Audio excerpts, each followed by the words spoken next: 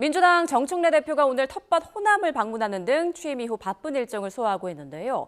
어제는 봉하마을에서 노무현 전 대통령 누역을 참배한 뒤 연신 눈물을 흘리는 모습이 또 관심을 끌었습니다. 화면으로 보겠습니다. 네, 어제 오전 정청래 대표가 노무현 전 대통령 묘역을 참배하는 모습인데요. 하얀색 국화꽃을 들고 노역 쪽으로 걸어오면서부터 눈물을 흘리는 모습이죠. 자, 그리고 방명록에는 노무현 대통령님 정청래입니다. 잘 하겠습니다. 라고 아주 강단한 글을 남겼습니다. 경남 양산의 문재인 전 대통령을 만난 자리에서도 봉하마을 참배 이야기가 나왔는데요. 대화 도중 정 대표가 다시 한번 울컥하는 모습을 보였습니다. 그 장면도 함께 보시죠. 보니까 동화에서 잘하겠습니다 하라고 썼어요. 봉하마을 가시면 대통령님도 그러시겠지만 가슴이 항상 먹먹하고 좀 그래요. 그리고 갑자기 또 우셔. 너무 보이셔. 여사님한테 제가 그랬어요. 제가 노사모 출신 최초의 국회의원입니다. 제가 전당대회 때 다녀보니까 노무현 대통령님께서 이제 뿌린 그 씨가 나무가 되고 숲이 돼서 곳곳에서 다 인플루언서가 돼 있더라고요. 노사모 분들이. 정청래 대표는 보습학원 원장 시절 고 노무현 전 대통령의 외곽 지지 그룹인 노사모 멤버로 활동하다가 정계에 입문했죠. 그래서 자타공인 노사모 출신 첫 국회의원으로 알려졌는데 이번에 당대표에까지 올라 봉하마을을 참배하면서 감정이 북받친 것 아니었겠느냐 이런 해석들이 나오고 있습니다.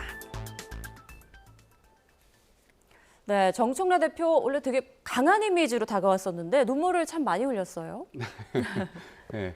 아마 2000년도에 노사모가 만들어지고 그 이후에 쭉 이제 2004년에 정치 일선으로 들어오게 되면서 이제 초선 국회의원으로 활동을 하죠.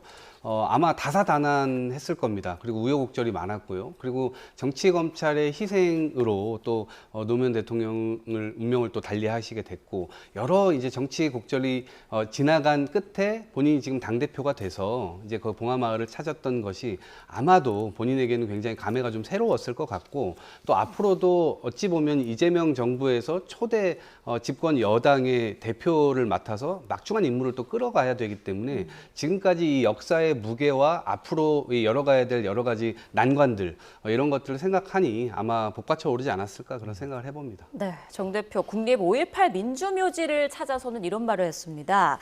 만약 윤석열 일당의 비상겸이 성공했더라면 이재명 대통령도 저 정청래도 불기의 계기 됐을 수 있다.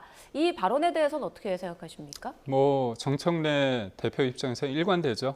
계엄이 곧 내란이라는 그런 프레임 속에서 그렇다면 결국 어떻게 해야겠느냐. 문제를 풀어가는 방식에 있어서는 국민의힘을 해산시켜야 된다. 그 얘기를 하고 싶었던 거 아닙니까? 그러니까 본인의 일관된 어떤 강성 메시지인데 저는 노무현 전 대통령 묘소를 찾아가서 눈물을 흘렸다고 했을 때 저는 충분히 그럴 수 있다고 봐요. 이해합니다. 그런데 하나 아쉬운 건 뭐냐면요. 노무현 전 대통령은 진영의 수장이 아니라 대한민국의 대통령이 되기 위해서 노력을 했습니다. 그때 이라크 파병이 있었고요. 한미 FTA 관련해서 시작이 됐고 해군기지 관련해서 여러 가지가 있었습니다. 근데 그 당시에 그때 노무현 전 대통령 탄핵을 통해서 들어왔던 탄도리라 불리는 그 많은 지금의 민주당 의원들이 어떻게 했습니까? 한미 FTA에 반대를 했고요. 이라크 파병 반대했고요. 제주 해군기지 반대를 했습니다.